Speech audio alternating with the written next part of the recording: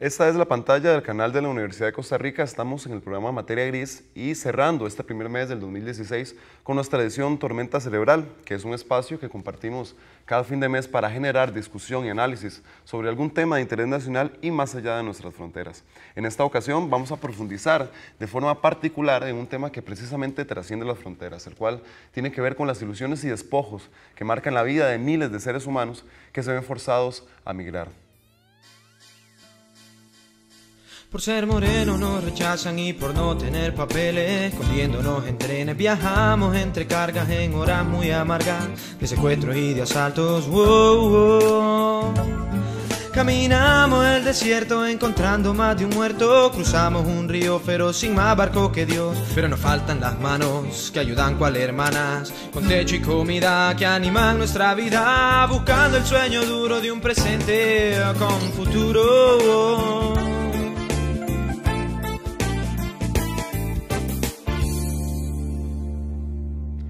Esto que acabamos de ver es apenas un extracto de un video animado que forma parte de una campaña lanzada en diciembre del 2013 llamada Navidad es Hospitalidad, la cual buscó sensibilizar a la población acerca de la migración forzada que azota a la región centroamericana. Para profundizar en esta realidad, vamos a conocer a nuestro invitado. Mi nombre es Carlos Sandoval, trabajo en la Universidad de Costa Rica y por ya un buen número de años he investigado en el tema de migraciones. En los últimos años he trabajado en un proyecto sobre migración de personas centroamericanas que procuran llegar a México, y en el marco de esa experiencia de investigación se publicó el libro titulado No más muros, exclusión y migración forzada en Centroamérica, y en la actualidad con colegas de la Universidad Estatal a Distancia estamos produciendo un documental titulado Casa en Tierra Ajena, que esperamos que esté listo a finales de este año 2016.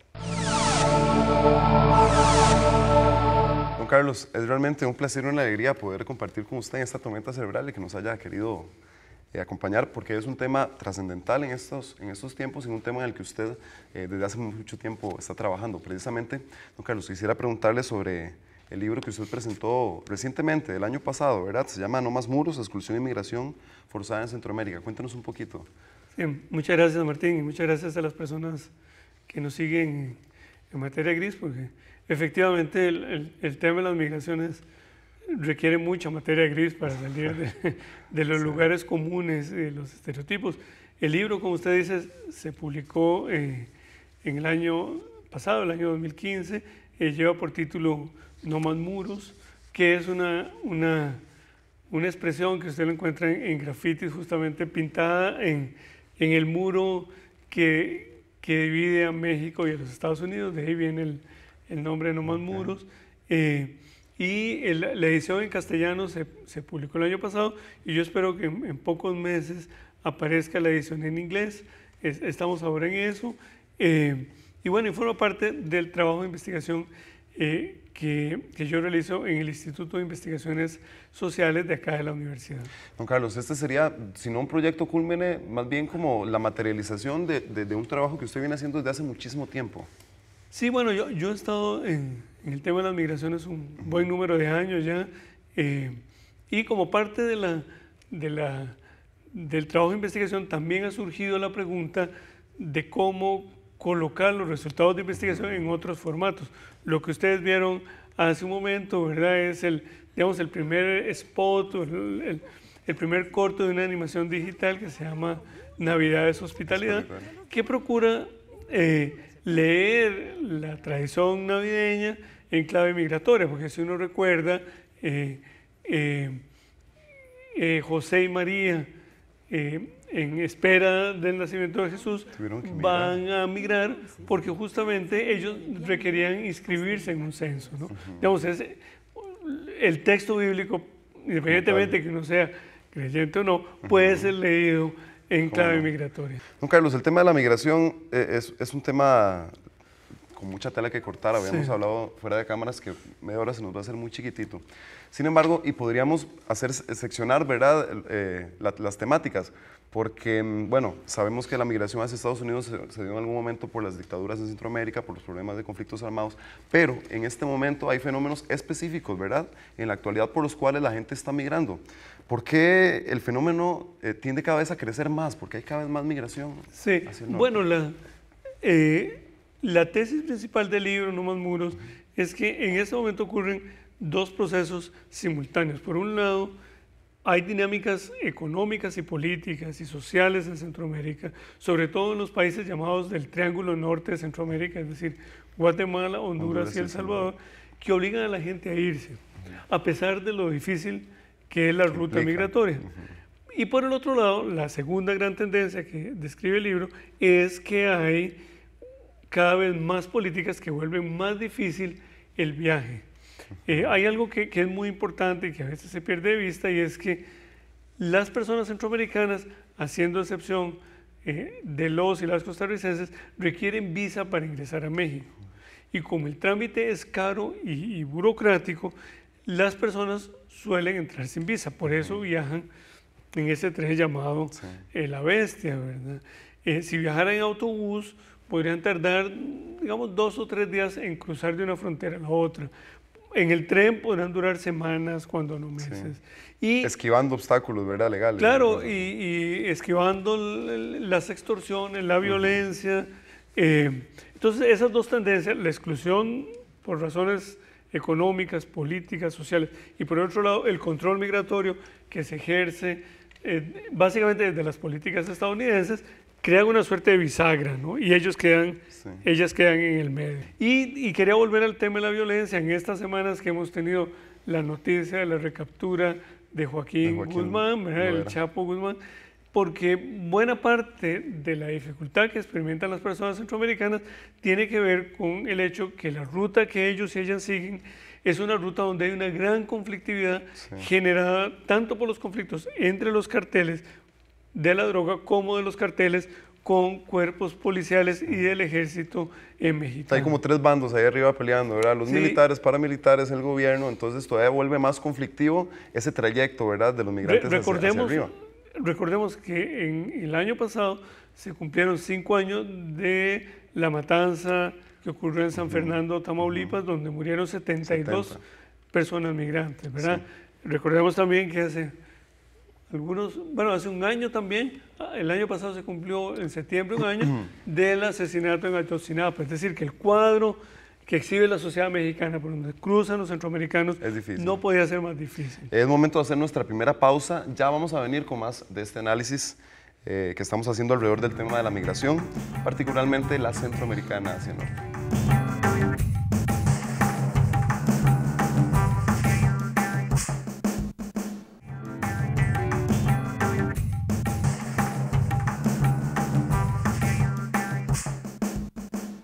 Continuamos con nuestra edición de cada fin de mes, a la cual llamamos Tormenta Cerebral, conociendo la realidad de la migración en Centroamérica desde el trabajo que realiza el docente e investigador de la Universidad de Costa Rica, Carlos Sandoval García. Como parte de la investigación realizada en su libro No Más Muros, Exclusión y Migración Forzada en Centroamérica, queremos compartirles uno de los 4 capítulos de una campaña de sensibilización hacia el fenómeno de la migración, la cual se presentó en diciembre del 2013. Sin embargo, su contenido es cada vez más vigente. Veamos. Navidad es hospitalidad. ¿Por qué dejan lo que más quieren?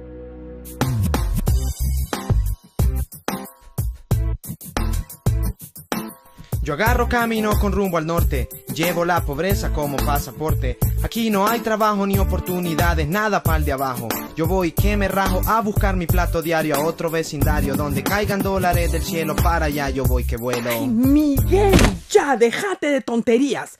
Ni tenés idea de lo que es irse pa'l norte a trabajar.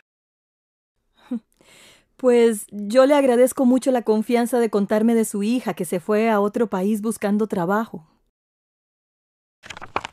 Esta es la última foto que me tomé con mis papitos antes de que se fueran. Pues yo no entiendo por qué se van. Parece que no quisieran a nuestro país. No es eso. Mire usted lo que pasa. aquí las cosas. 35 asesinatos en la ciudad en menos de 24 horas. El desempleo ha alcanzado cifras récord. Las deportaciones de migrantes en Estados Unidos aumentaron durante el gobierno de Obama. Miguel.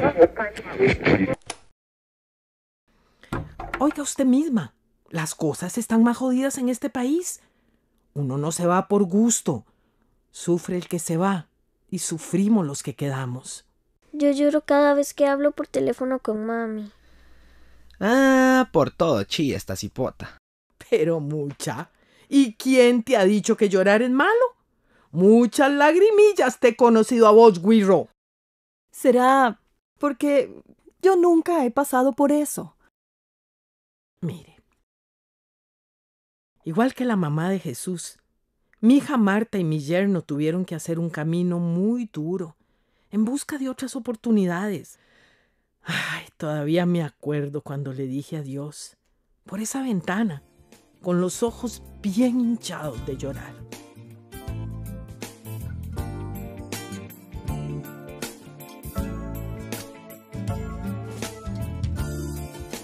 Subieron entonces José y María desde Nazaret de Galilea hasta Belén, la ciudad de David.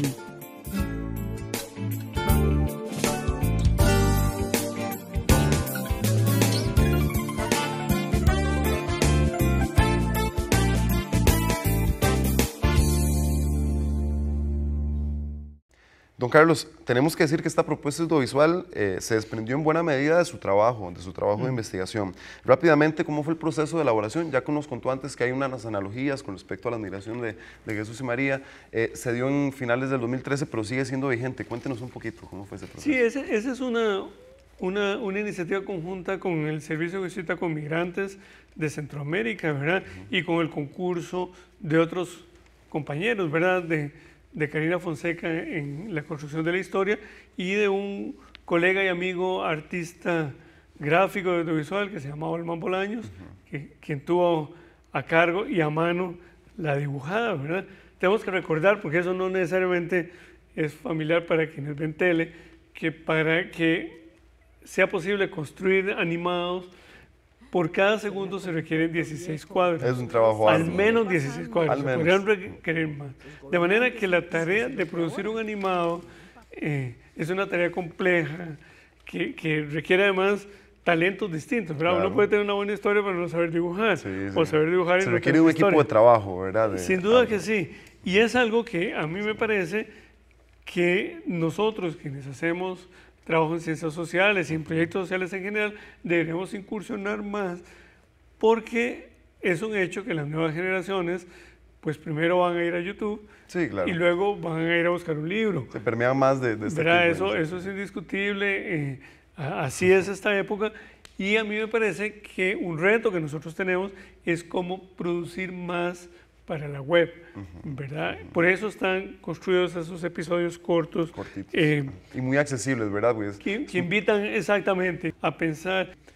Y bueno, es parte de ese esfuerzo, ¿verdad? De cómo colocar otros puntos de vista en la esfera pública, en la opinión pública, que salgan un poco al cómo paso. ser más accesibles, ¿verdad? Sí. Para la gente, a las investigaciones que se hacen y los aportes que se hacen desde la academia. Y también cómo salir al paso de los lugares comunes, ¿verdad? Eso es importante, don Carlos, porque usted me dice, esto no fue nada más hecho para que lo hubiera, bueno, usted es un investigador costarricense, para que fuera visto aquí, sino que me está hablando de que en Salvador, en Honduras, en YouTube, bueno, uno tira algo en internet y es para todo el mundo, ¿verdad? Sí, pero que ha tenido respuesta a nivel centroamericano el proyecto. Sí, porque incluso los personajes, las voces de los personajes, si ustedes ven, el actor principal es una voz hondureña, hay voces... La señora suena como más tica, ¿verdad? Como exactamente, una confusión, ¿verdad? Exactamente, y eso intenta también acostumbrarnos a que es algo que obliga a las migraciones a salir de nuestro pequeño país y ver que el mundo, para bien o para mal, es más grande y más complejo. No, y verdad, y que los centroamericanos somos muy parecidos, no nos la creemos, ¿verdad? Y somos parte de una historia muy común, ¿no? Sí, eso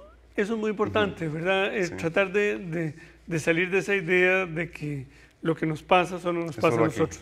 Sí, don Carlos, le decía yo también fuera de cámaras que es lindísimo ver cómo un proyecto de muchos años suyo de investigación se materializa en un libro y también se materializa en un proyecto audiovisual. No solo con esto de Navidad de Solidaridad, sino también con algo que usted nos contó en la autopresentación, que es el audiovisual que se está haciendo, el documental, podríamos llamarlo, en conjunto con la Universidad Estatal a Distancia y con Michelle Ferris, ¿verdad? Cuéntenos un poquito, qué tiene que ver con la realidad de la migración en Centroamérica y cómo se está llevando a cabo, para cuándo va a estar.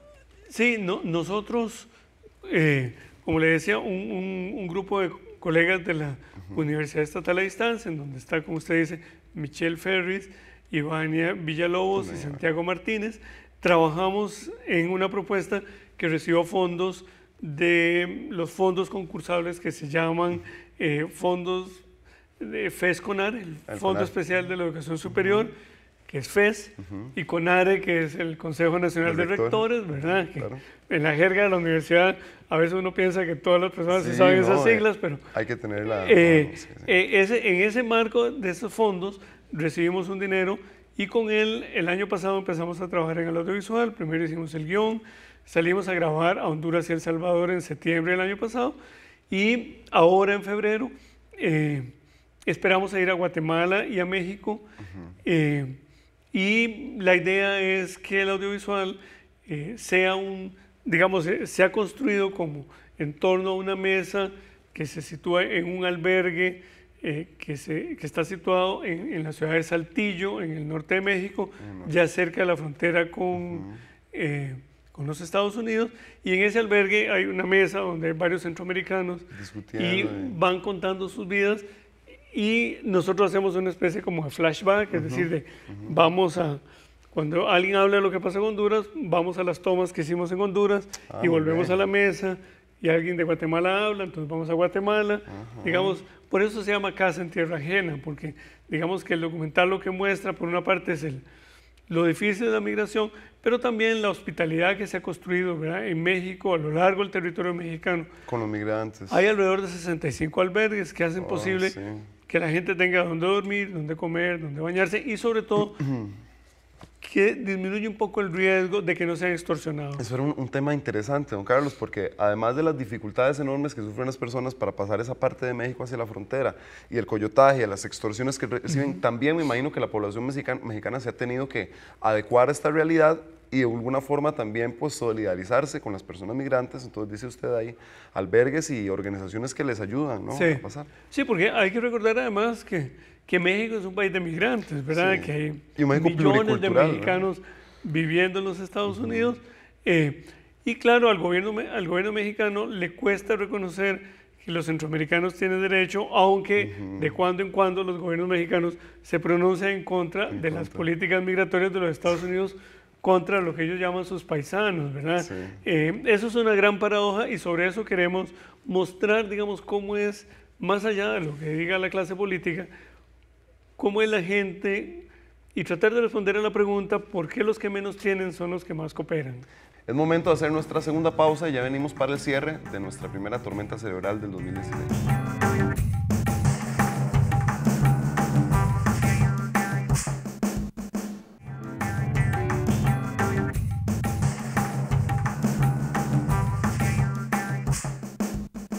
Sabemos de los muchos riesgos que implica la migración, particularmente la de centroamericanos que atraviesan México. Redes de coyotaje, trata de personas, asaltos, el llamado tren de la muerte, deportaciones masivas como la que estamos viviendo en estos días. Sin embargo, ahora que vemos que se hace una excepción desde los gobiernos de Centroamérica y se impulsa a los cubanos que están en nuestro país a emprender esta ruta por México, queremos preguntarle a don Carlos, ¿cuál es su posición como investigador en este tema de lo que está pasando con los cubanos en Centroamérica? Sí, bueno, primero me parece que es... habla de muy buena materia gris vincular el tema de la migración centroamericana con el tema de la presencia de personas cubanas acá en Costa Rica, ¿verdad? Efectivamente, a mí me parece que había una gran falta, una gran carencia de materia gris. Sí, a la hora de abordar la temática, claro. Una primera cosa que hay que decir es que uno se podría preguntar, bueno, si La Habana está a 90 millas del estado de la Florida, ¿verdad? Porque ellos tienen que dar esa vuelta. Exactamente, esa es la pregunta. ¿Por qué dan la vuelta si podrían cruzar esas 90 millas y en cuestión de horas estarían ahí en Miami o en cualquier otra ciudad del estado de la Florida? Ahí habría que incluir algo en el análisis que me parece a mí que ha estado sistemáticamente fuera, y es que, como usted decía, en el caso de los nicaragüenses, también en el caso de las personas cubanas, la política migratoria de los Estados Unidos es discrecional. Sí, y hay una ley que se llama Ley del Ajuste Cubano, que coloquialmente o informalmente se le llama pies secos, pies mojados, que establece que las personas cubanas que lleguen, digamos, entre comillas, con los pies secos, en esas condiciones, sí, tienen acceso o tienen autorización para quedarse en los Estados Unidos. Esa es la explicación de por qué, en vez de cruzar las 90 millas, cruzan lo que podría ser de San José a la frontera más cercana de México con los Estados Unidos, 5 o 6 mil kilómetros, digamos, ¿verdad? Entonces, bueno, sin esa ley, esto que estamos viviendo, que es muy triste para las personas que están en este proceso y en este viaje, no se entendería, ¿verdad? Lo otro que a mí me parece, bueno, que es muy satisfactorio que en esta mitad del mes de enero estén empezando a salir las personas, aún así, a mí me parece que hay una discusión en torno a la política exterior costarricense. Costa Rica esperó el apoyo de sus países vecinos y a mí me parece que una dificultad que hubo desde el inicio es que da la impresión, por lo menos lo que uno puede leer a través de los medios de comunicación, que el gobierno costarricense otorgó visas humanitarias sin consultar a sus vecinos. Y claro que en las tensiones bilaterales con Nicaragua, que son de toda la vida, están por cumplirse 200 años del inicio de esa historia del río San Juan, y un kilómetro más o un kilómetro menos, y el Mojón, etcétera, etcétera.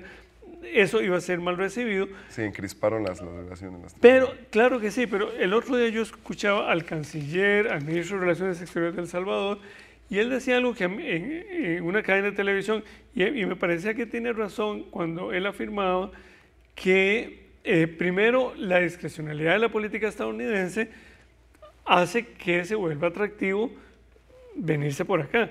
Además de que Ecuador dejó de exigirles visas a las personas de Cuba. Ese es el otro factor. Ese es el portillo, ¿verdad? Porque ese es el inicio del camino, ¿verdad? Claro. Pero claro, la ley del ajuste cubano me parece a mí que debería estar en discusión. A eso hay que agregarle algo que es muy importante, ¿verdad? Acabamos de cumplir un año del desbloqueo de las relaciones diplomáticas entre Cuba y los Estados Unidos, ¿verdad? El año pasado, el año 2015, empezaron las negociaciones. Ambos estados establecieron nuevamente su respectiva embajada, ¿verdad? En Washington y en La Habana.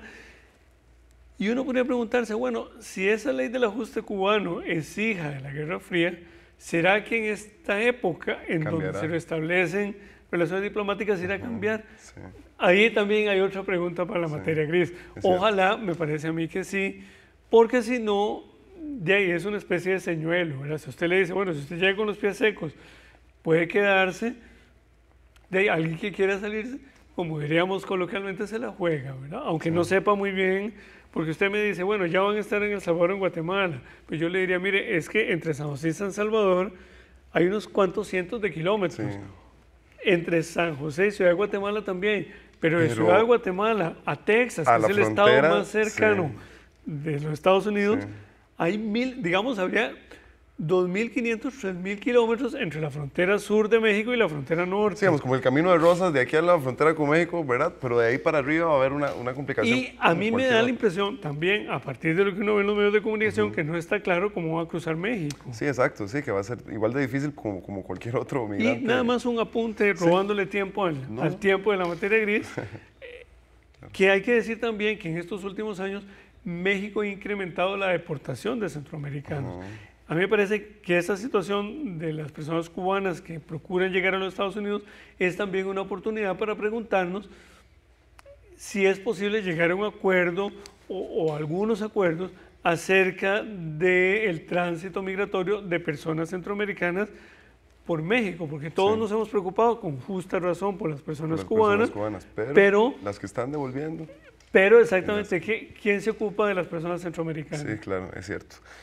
Don Carlos, tal vez para ir finalizando, porque nos queda como poquito tiempo, usted siempre se ha preocupado mucho en sus investigaciones por el papel que juegan, también como investigador social y como periodista, por la posición que juegan los medios de comunicación en la visión que tienen estas personas de sí mismas y de Sí. su realidad y de sus anhelos, ¿verdad? Porque los medios de comunicación definitivamente tienen un papel preponderante en la construcción de la realidad de la opinión pública, ¿verdad? Entonces, ¿qué papel juegan los medios, al menos también esto con Cuba y en general, en cómo esas personas se perciben a sí mismas y sus anhelos y lo que quieren? Porque de todas maneras en los medios y en la televisión tenemos un bombardeo de que este sistema económico es el mejor, de que usted tiene que comprarse esto y el otro, de la búsqueda del dinero, entonces eso motiva a las personas a querer irse a buscar una mejor vida a estos otros países. ¿Qué papel juegan los medios de comunicación? Bueno, yo diría que los medios han colocado la migración como uno de los temas de mayor atención internacional, ¿verdad?